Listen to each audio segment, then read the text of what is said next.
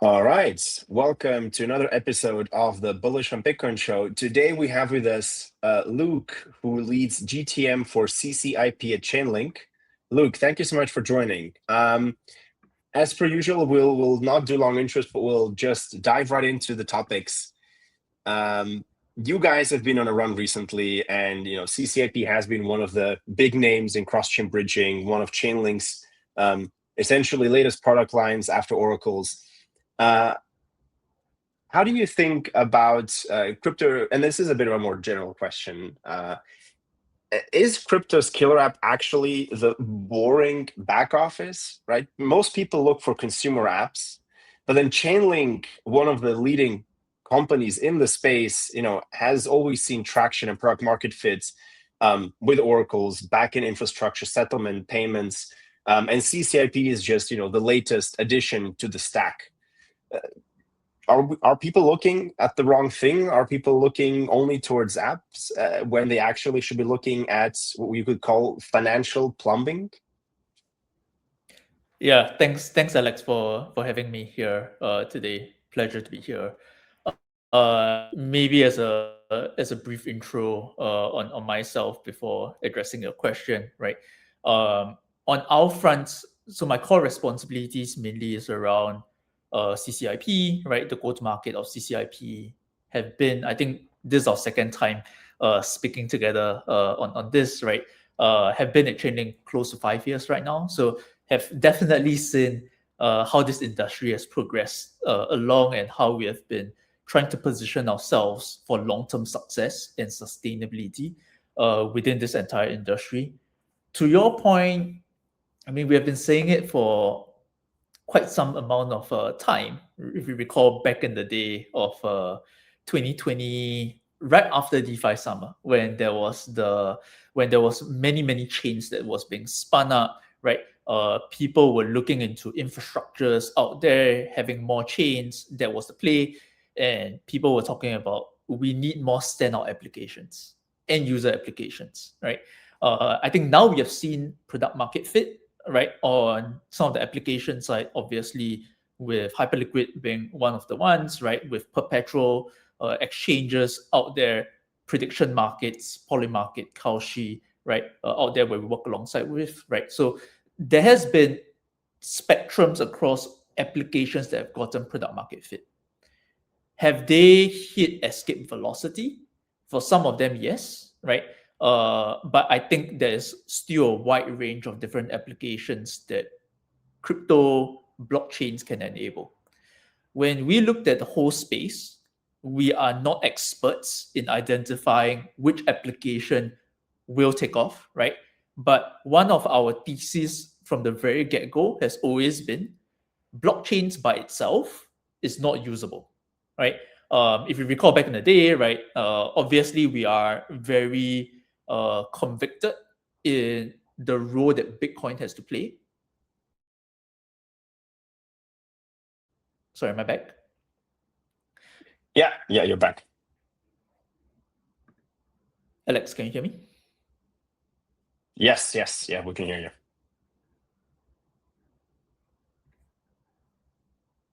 Hello? Can you hear me?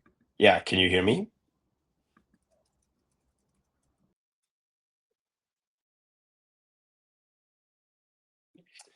Looks we're facing some connection issues here. Let's see if we can recover. Luke, can you hear us? Hi, Alex. Hello. Yeah, can you hear me? Hey, Alex. Can you hear me? Okay, awesome. Sweet. Where did I drop off? Well, you were talking about the fact that Chainlink perhaps doesn't always know what's the best application that will be built, what's the best app, but you guys see that blockchains by themselves are not useful. Yeah, 100%. So if you look at like Bitcoin, I mean, we are on the Bullish on Bitcoin show, right?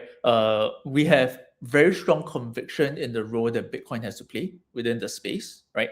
But where we do see is that blockchains by itself have a very limited amount of use case if it does not interact with the real world events that's happening out there. So if you recall, like this was back in 2020, right? If you recall some of the conversations and podcasts that Sergey has been on, right? The thesis has always been hybrid smart contracts. We have never deviated away from this thesis, right? Which means we are bullish on use cases, and we think that there's a much wider market size capture, right? For blockchains as a whole and this industry as a whole, with use cases tapping into DeFi, right? Tapping into parametric insurance and a whole wave of different type of way that the world works at this point, right? So our thesis remains the same, and how then can we enable those use cases to be built? So we have always played in this infrastructure layer that enables hybrid smart contracts and enables then dApps and applications, right, to be built on top of which we think, right, there is a core market size component in terms of the value accrual that will come within operating in this value chain itself, right? So that has been what we have been spending and investing a lot of resources into, which we are seeing fruits now beyond just crypto, working alongside with capital markets, banks, bring on board tokenized money market funds into the crypto space and helping power that. So I guess your position is pretty clear, right? Fix the financial plumbing, help the institutions bring their products onto DeFi or essentially onto blockchain infrastructure, because ultimately, I think at this point, most of these big players have realized that blockchains offer much better infrastructure than what they have implemented currently. It's 24/7, it's easily integratable, it's like an open API standard, right? It makes it much easier for others to build on top. I think they're sold, and clearly Chainlink has been one of the leaders in bringing these institutions on board. Maybe to double down though, anyway, do you still think, that when institutions use public DeFi rails, or they, will they actually use public products? Will they build more on Aave? Will they build more on Morpho and cross-chain bridges? And will they embrace the open source DeFi infrastructure? Or will they rebuild TradFi with on-chain rails, but basically bring in the whole closed source nature and the kind of isolation that TradFi actually, sees today with them? Because you see both of these things happening in parallel. There's signs for them adopting DeFi, right? Like Aave and Morpho have a lot of big institutional partners opening markets, moving their lending book on chain. And at the same time, you have things like Canton, which seem to be kind of steering in the other direction. Yeah, you make a good point. I see it as both spectrums will come in play, and there's a reason for both spectrums. On one end, there has been our thesis: why would chains build their own private chain, right? You can talk about Canton. Even Canton is more like a clearing house with private layers, with a private layer that allows banks to basically do cross-border counterparty transactions. But each bank would have their own blockchain, right? We term this as private chains. I think you have also seen the work that DTCC has also announced, where they are building out their own chain as well, right? The main reason why we believe that there's going to be more and more private chains, right, that is going to be built by each infrastructure is mainly because of compliance reasons, right? They need control, right? If they need to basically adhere to specific regulations and get the regulators comforted. The tricky thing about public blockchains is that the validator sets are usually permissionless, or they don't have full clarity on and control over every single validator out there. However, there's still a case to be made for public chains and building on public rails. I think you have seen it now, where if, let's say, everything happens on a private chain, each bank would not trust each other, right? Like, you need a consortium of banks, right, that will build a chain, but it's also unrealistic that there will be a consortium that fits every single and accommodates every single counterparties, right? That they're comfortable executing on that chain. So usually, for what we have seen, even in the case for like some of the existing traditional financial institutions out there, they will always come to a middle ground, like a neutral blockchain for settlements if they were to do transactions between. So that's one use case. The other use case that you have also been seeing is more an intersection between TradFi and DeFi rails, right? So now we have seen DeFi rails like Aave and some of the other key lending markets that we have been working alongside with as well, where they have been building out infrastructure rails to accept assets that is deposited as collateral, right, on traditional custodians. Because from a financial institution and traditional player out there, they do not want to relinquish the custody of their asset, right? They still want to keep it with their trusted custodian, but they want to get liquidity, right? Out of which, and allowing additional composable DeFi stacks to be built on top where they can get more yield out of which. So that's where we see integration within DeFi, where DeFi has proven to be the case where, as a social consensus layer, where the main users and the broad-based liquidity in terms of existing DeFi liquidity right now, they only trust like the public chains out there. So they do want to tap onto those existing battle-tested infrastructures that's already been there. I mean, you make a very good point. I mean, I tend to agree that we will see more private chains, but they will build them not because, and I think this is also a lesson learned from a lot of the L1s and L2s that have spawned over the last 3, 4, 5 years. These players come from a position of strength where they have a clear product, they have clear, they're huge businesses, and then they will internalize. And then, of course, they will pick a stack that suits them. And yes, like if you're an OP stack or an Arbitrum, right, one of the leading players, like you have a chance to, sell them your stack for them to launch the private chain. But, I definitely see there a huge opportunity for more on the side of, building, the plumbing, as we could say, between those chains and serving these big players for bridging, for oracles like Chainlink is doing. And same also for what we're doing now with onboarding BTC, providing easy access for Bitcoin.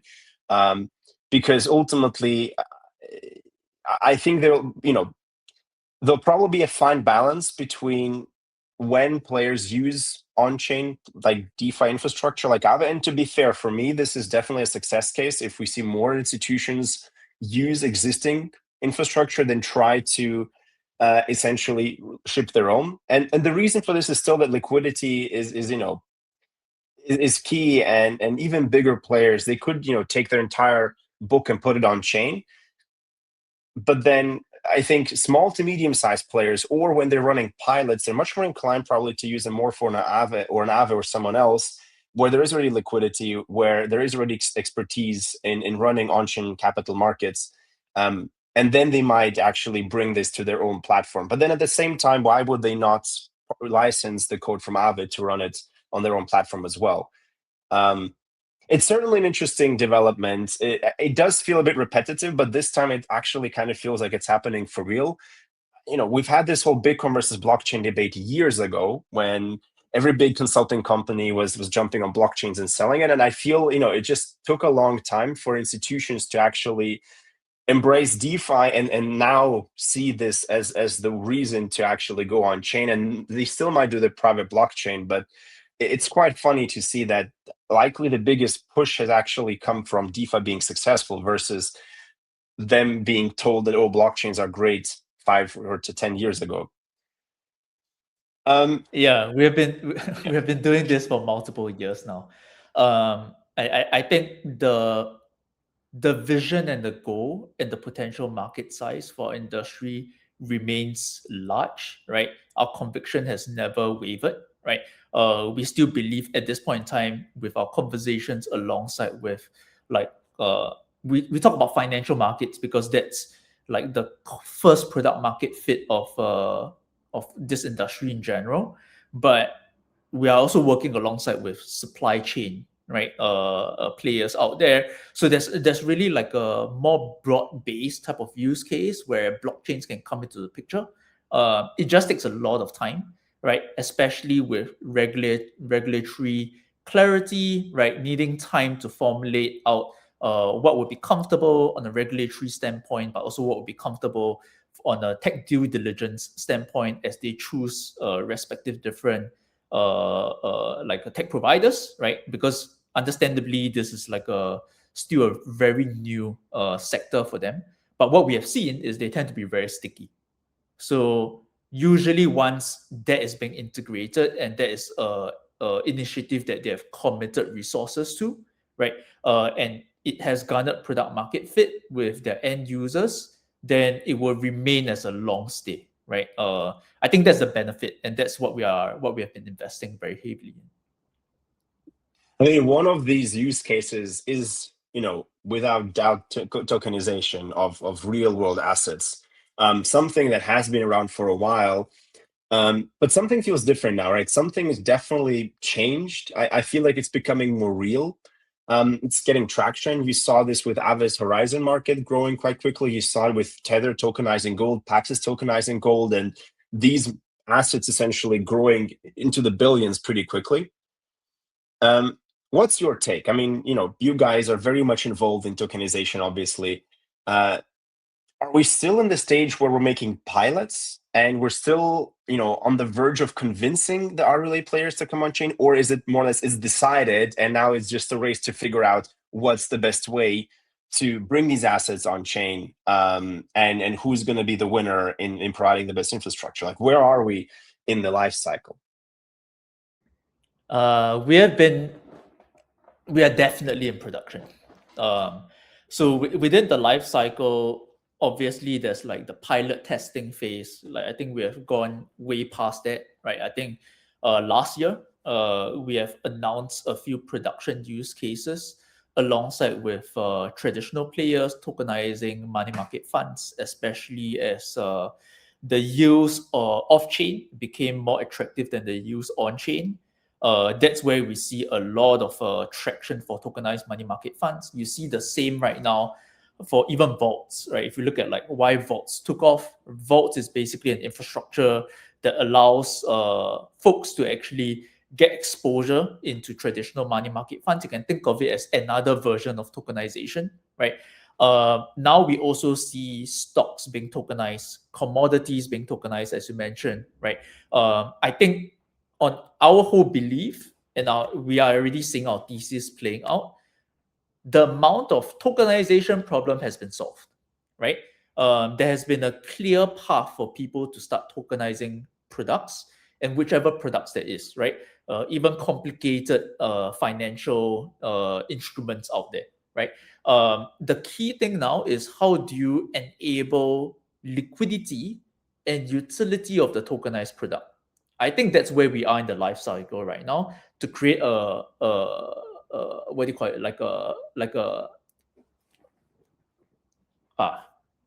Slip my mind. It's like a flywheel. Yes, flywheel.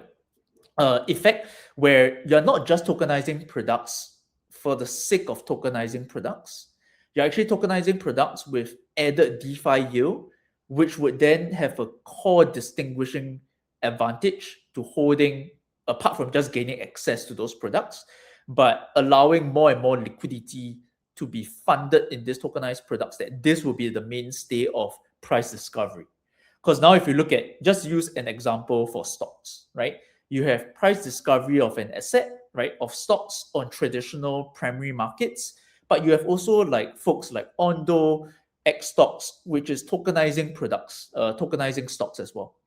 The key question is then, until which point where you would see more price discovery happening on the tokenized stocks, for example, let's say XAUT based products versus on the primary markets. So we are going to be seeing, our thesis is that you're going to be seeing more and more of that flows into the tokenized product stage. But to do that, that's where you need like utility and integration within DeFi. How do you find structures that would generate more liquidity to be seeded where there's additional use cases with more yield, right, on the tokenized version compared to the existing version?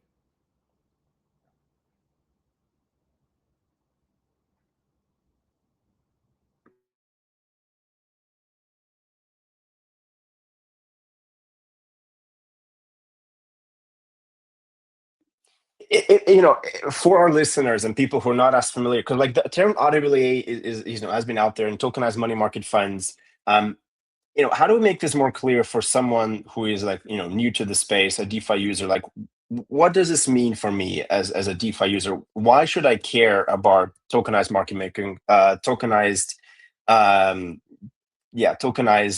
funds and other RWAs that are being like brought on chain? What does this mean for me? Like, what does it like? Why should I care?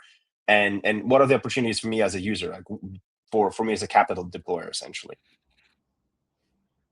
3 aspects. One is access. So with tokenized products, ultimately with blockchains, everything is like, why do you, I'll give an example. In the era where back in the day, right, you could go to a bank branch, right, to do your bank statements, right? You can go there to deposit your check, right? You can go there to make deposits, withdrawals. And then when mobile banking and internet banking came out, the core value add is that you can slowly port over all of the services that you traditionally have to go through a banking branch, right, into the internet, into the mobile applications, the websites, right? You can open bank accounts there, you can deposit and withdraw assets there. The same phase we are seeing with on-chain right now, right? Now, if you look at the banking infrastructures, it's still very geographically isolated, right? The key thing about blockchains is that there's no geographical bounds, right? Apart from regulations where there's geofencing put in place just to adhere to regulations. But in essence, in theory, blockchains has no geographical dimensions to it, which is why it has always been a much more efficient way to make cross-border transfers, right? And to interact across multiple different jurisdictions. I mean, I'm based right now within the APAC region. Alex, you're based within the Europe region. Like there is, without blockchain, it's going to be very difficult for us to interact with one another on a financial rails. So access is one component. The other aspect is cost, right? As with access comes lower costs, right? With blockchains, especially now, infrastructure has been optimizing for much lower cost and faster speed transactions. And therefore, it will lead to much lower cost from an end user perspective to get access to those instruments, right? And then lastly is utility, right? So it's also more about what can you do with those tokenized assets. Under traditional rails, if you were to own a stock, like it can be any RW asset, right? If you were to own a gold, like gold bars, if you were to own stocks, if you were to own real estate, right? You can't do much with that, right? You can't take out liquidity unless you are like a high net worth individual with private bankers that they're able to do custom transactions. But for the everyday user, they're not able to take out liquidity out of which. With DeFi, with blockchain, you are then able to have composable layers of utility, and suddenly your asset becomes way more liquid. And that's really the whole thesis. We are not just building tokenization. Tokenization is just the base layer. We are building rails on top where you are able to do more things with your tokenized asset. So to summarize, like it's one, global access. It's easier to actually buy these things and access these tokens or assets, right? Because now they're on chain, and you have one wallet, you can buy it versus having to sign up with different brokers and figuring out how to actually get access. 2, it's cost for the issuers and for the actual players themselves and get much more exposure to users. And the third one is actually very, very interesting, and something I hadn't thought about before is, well, you actually can now make the assets more productive, right? You can now borrow against it, you can do things with it. And I think that's actually a very cool point, right? If I have gold and I buy gold, how easy is it for me to take out a loan? It's actually quite the hassle, and it's not that straightforward right now. Whereas with tokenized gold, right, with XAUT or PAXG, okay, just go and borrow on the lending market on chain. And actually Tether just launched, a XAUT backed card. Which actually now is taking this into really a much more consumer focused approach, really kind of making lending and actually making these assets more productive. accessible to consumers through something that they do every day, which is like using the credit card, which is something I hadn't made the link before you just said it. So that's actually really interesting.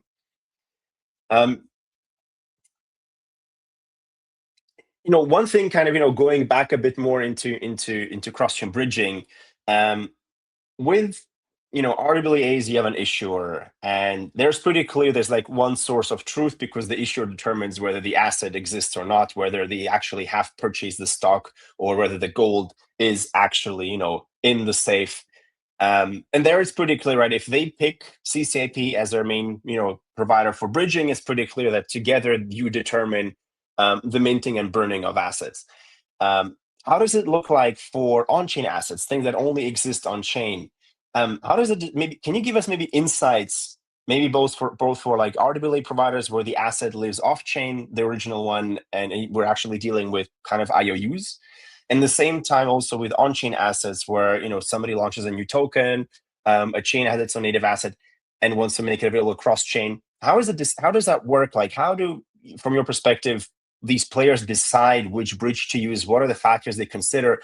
Can you give us some insight into when an announcement happens, player X uses CCIP as a canonical bridge, what does it actually mean? And like, how do they end up like making that decision? Because I think, for somebody who is not as involved in the process or doesn't launch their own token or doesn't have their own infrastructure, it's quite the black box to determine to understand like why certain players pick one bridge provider over the other, and understand how these decisions actually are made, and also where's the battlefield between the different bridge providers? Where are these battles actually fought?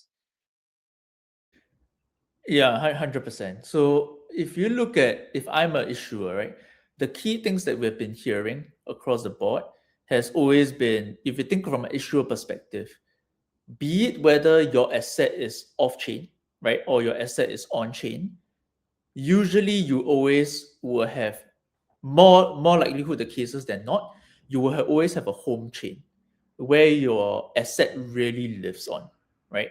And then when you expand the asset to multiple different chains, you're basically locking it up in a specific smart contract and then minting like representation tokens, right? As you call it, IOU tokens, right? On the respective different chains, right? There are some assets where they, like for example, in the case for like USDC, where most of your underlying is actually off-chain because it's backed by the underlying USD, right? And the underlying reserves, right? That's where you would see as it deploys on many other chains, right? It has like so-called like native tokens on every respective different chains as well, right? From a asset issuer perspective, there is two key components that they actually review when they launch a token. One is primary minting, which is when I launch a token, I will always have a mint function on my token, right? This is what we term as primary minting, which is an asset issuer triggers the mint on its own, dependent on be it whether off-chain collateral. In the case for Bitcoin, 21 million has already been stated as the total supply. The minting happens on the distribution the distribution curve, right? That has already been agreed across all the validators. So same thing, right? But if let's say the private keys are being compromised, someone can actually mint beyond what was like agreed upon, right? So this is what we term as primary minting. With primary minting, what the issuers really care about is operational security to protect their private keys, right? However, when you go down the line of expanding this token to be bridged across multiple different chains, and now you have not just one token contract, you have 5 token contracts on your home chain plus 4 other non-native chains, right? Beyond just native minting, now you're granting a bridge the minting rights of that specific representation token on the other chains, right? So this is what we term as secondary minting. So now instead of just the private key of that token contract holder, let's say if I'm creating my own token, let's call it Luke token, right? If I want to mint Luke token, I could mint it myself. But if I want to bridge this token, let's say I'm using CCIP, now I have to grant this minting rights to Chainlink, right? Which basically is Chainlink's like a series of node operators that calls that minting right. But in fact, I'm granting it to Chainlink, right? So under that situation, I then need to evaluate, okay, I'm now granting my minting privileges. I need to look into how secure, who can trigger this minting, right? There's multiple different parties right now. CCIP, our core emphasis is you should never allow one single party to trigger the minting contract of your token. And therefore, we have mandated what we term as default by security or secure by default, which is basically having 16 different node operators that all have to come into consensus, right, before this mint function can be triggered, right? So when you use CCIP, when you use a token that is bridged over via CCIP, you're basically trusting. The trust assumption here is that these 16 node operators have to come to consensus and will not be compromised. That's on the security aspect.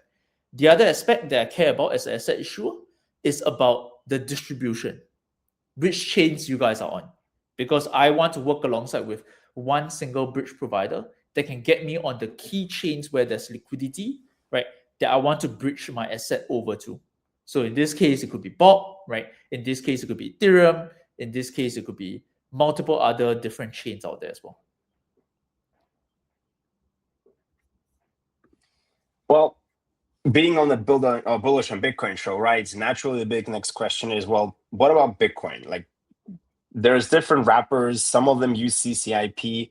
How does it work in this case? Because in this case, you have somebody that wraps BTC and then they plug into CCIP and they kind of use you for like their like bridging from the main like Ethereum or some other chain that they kind of use as primary wrapping destination.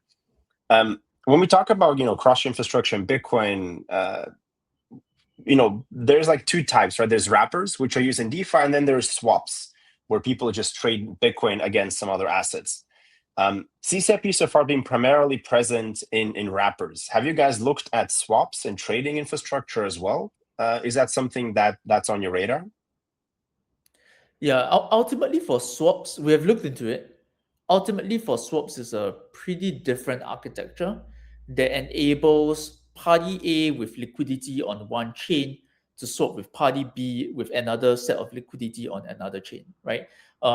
Fundamentally, it all comes down into who that validation network that approves a particular swap is. So when a party decides to swap, it goes into escrow, right? And then this network of validators have to attest to it before is being triggered and sent over to a specific user's wallet addresses, right, on the respective different chains, right? We have been closely observing, right, this entire space. But what we have been seeing right now at this point is there's still an overwhelming adoption with regards to even supporting on the bridging landscape for the wrap versions side of house, right? That we have not had too much of a focus to really deep dive and dedicate resources into building out and supporting on the swap side of house. Well, one thing that and again, I mean, not necessarily pitching this opportunity right now, but something that's definitely worth considering is actually routing. Because how cross-chain swaps primarily work today is intense. Like there's players like Thorchain that used multi-sigs where they have liquidity pools, but these are they're much more susceptible to issues because you have Bitcoin wrapped and you have to create new liquidity pools versus tapping into deep liquidity for existing wrappers like WBTC, LBTC, and so on. And so what we're seeing right now, and this is actually one of the secrets of like why Bob's cross-chain swap system, Bob Gateway, is actually so efficient and provides the best rates in the market, is because we optimize for the best price for the user, which means we essentially look at, okay, where's the best liquidity for swapping in between different assets? And one of the key use cases, obviously, for Bitcoin swaps is bringing Bitcoin into DeFi and out. So me bringing in BTC into Aave in the form of wrap BTC or LBTC or BTCB or Sol BTC in the future, or and then using it in DeFi. And these transactions often happen. They require cross-chain routing, and the way cross-chain intent bridges work is you have solvers that essentially provide a service for users where I, as a user, might say, hey, I just want to supply Bitcoin into Aave. And yes, I could figure out how to bridge it with wrap BTC, but then wrap BTC isn't really retail friendly, so I can go buy it. But then I need to, how do I get my Bitcoin actually into the system? I don't want to buy wrap BTC with stables. I then have to go to centralized exchange or somewhere else. And intent systems like Bob Gateway, basically what they do is they match you with a solver that, and then plus there's contract logic that executes the transactions also in the background. And then the solver provides the capital and make sure that you get your wrap BTC position in Aave, whether they deliver directly or there's a contract logic execution that handles the multi-hop steps. And then for you as a user, it's one transaction. I send Bitcoin, I get wrap BTC in Aave, and actually I get the stable coins because I'm borrowing. And for Ethereum, naturally, this is where a lot of the liquidity is available, and solvers are happy to provide liquidity there. But what you don't want to do is fragment your liquidity across 10 different chains, right? What isn't very efficient is us, saying, well, we'll have a solver service Ethereum, but at the same time also deploy liquidity on Avalanche and on another layer 2 where perhaps the demand isn't as high. And so what happens in the background, and where there's actually a lot of demand and a lot of synergy between swaps and cross-chain routing with, for example, CCIP is, well, you will route the liquidity, right? Like if the user wants wrap BTC or LBTC, you will actually then swap and then route it to the destination chain. And that's essentially what's happening in the background more and more. And as most of the cross-chain swaps move to intent-based systems, I think that's where there'll be a lot of volume for Bitcoin and other assets basically being deployed into DeFi through these pathways. So yeah, that's definitely an opportunity to check out. Although it is a bit kind of, it looks different at the outside for the user, but under the hood, it's the same routing and the same wrapped assets that already use Chainlink CCIP actually. Absolutely. I'm aligned with you there. I think there's going to be a place where both will be needed, right? And I think we have seen that generically speaking across with intents alongside with cross-chain messages under the hood, right? Where intents, I think we have been seeing as we build up for the end users use case, especially for swaps, right? You typically want fast transactions. So I think there's a use case here for any asset, any user that wants to swap between different assets across different chains. There's a use case for intents, right? Right now, we have mainly been playing in the B2B space, right? Which is mainly servicing the different asset issuers. So if let's say their native token is on multiple different chains, right? You can also use intents on top of which to enable that. But I think we are working much and much closer alongside with intent platforms and also obviously alongside with you guys, right, to explore different ways of hardening the stack, right, to enable more use case alongside. So ultimately, our core goal remains the same. How do we enable it to be more user-friendly for the end user, which would then drive adoption within the space, not just for crypto-based users, but also for traditional use cases outside of crypto, using crypto as the backend rails. Yeah, that makes sense. We're getting to the end of the show, so we love to cover hot topics in the Bitcoin space and get opinions on and hot takes on it. Naturally, the topic of the week is MicroStrategy selling 32 Bitcoin and the market panicking and basically everybody calling doom and the end of STRC. What's your take? I mean, to set the stage, my position is I think everybody should have been aware of the risks of how the system works. And I think, credit to MicroStrategy, they have been very transparent about what the system is and what the pros and cons are. So this shouldn't come as a surprise. But, is a 32 BTC sale enough to cause panic? Why are people panicking so much? Do you think it's really that big of a deal? I mean, Saylor has over 800,000 Bitcoin. What's 32 BTC? Or is there more to it? I mean, I don't know how much you follow the recent debates, but what's your take on it? And again, this is just opinion, so there's no right or wrong answer here. Yeah, definitely opinions, and I'm not representing Chainlink in any way or form, right? I've been following. I think one of the key things that our industry has is we have been starving for liquidity for the longest time within our entire industry. And this is just a representation of basically the liquidity being drained, right? Or liquidity being decreasing over the years, right? So I think it was not specifically to that specific sale in itself, but more. And if you look at the general industry, right, there's multiple reasons that it's not just focused on Saylor's sale in itself, right? There's obviously speculations that, especially with the amount of Bitcoin holdings that Michael Saylor has, right? Is this going to be a start of a new wave because he needs to back the dividends holding, or for the bonds that you have put out in place, right? But beyond that, there's also, if you look at it from a macro perspective, there's also aspects where you have seen liquidity that is being like prepped for the upcoming IPOs, with SpaceX IPO, and some of the other IPOs, Anthropic also confidentially filed the IPO on that side. So obviously there's a competition of where liquidity is going to flow towards. Our thesis has been the same. The market is going to be volatile, up and down, right? Be it Bitcoin as an asset or any other tokens as assets, right? It's not something that we can control in itself. But if you look across the metrics behind just prices in itself, right, would be, is there wider adoption of this entire industry? Are there more use cases that's being driven? That would be a leading indicator whether the specific asset will have utility and will have adoption to more users. Price in itself is something that we can never control, right? So I would take a more long-term view within this entire space and look at where potentially where value accrual comes into play, but also the adoption of our entire industry as a whole.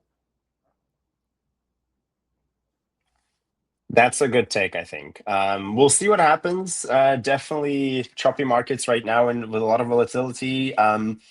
I think, again, and this is not financial advice, and this is my personal opinion and does not represent Bob's opinion, I think it's a good time to buy. I'm generally bullish on Bitcoin. I think, especially if we look at, where Europe is heading and generally where the current markets are heading long term, where there's a big question of like long-term wealth generation, pensions, especially for the younger generation, us who travel a lot. Bitcoin's probably the safest bet. But that's, again, my take. So please do your own research. And that's it for today. Thank you for joining in on the Bullish on Bitcoin show. Again, Luke, thank you so much for hopping in today. And everyone listening, stay tuned. Follow Luke on Twitter, follow Chainlink, follow Bob, and stay tuned for the next show in the next couple of weeks. Bye-bye. Thanks, Alex. Thanks for having me.